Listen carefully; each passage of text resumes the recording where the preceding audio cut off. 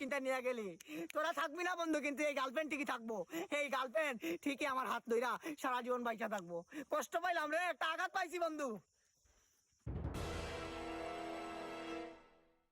আরে বন্ধু কি অবস্থা? আরে তোর কি অবস্থা, ভালো আছিস আরে তুই? এই তো আছি। আরে কি রে? কি হয়েছে? আরে বন্ধু তোর একটা কথা বলি। কি বল? আরে না বাদ দে, তুই আবার স্টোরি মিস্ট্রি লাগাই দে। আরে না, স্টোরি লাগাবো না, বল তুই কি আরে হয়েছে? স্টোরি লাগাবি না তো? না, না, story লাগাবো মনে না। কিছু নিস, আমি সত্য কথা বলি। বল। তোর চেহারা কিন্তু আমার চেহারা থেকে অনেক কালো। আর একটা জিনিস, তোরটা কিন্তু অনেক ছোট। এই জিনিসটা কিন্তু আমি আগবাইলে আছি। একটা কথা বলি, হ্যাঁ ভাই। স্টোরিটা চেঞ্জ। বন্ধু বন্ধু কইরা সেই সব বন্ধু এখন আমার দে পিছন দিয়া দে ভইরা।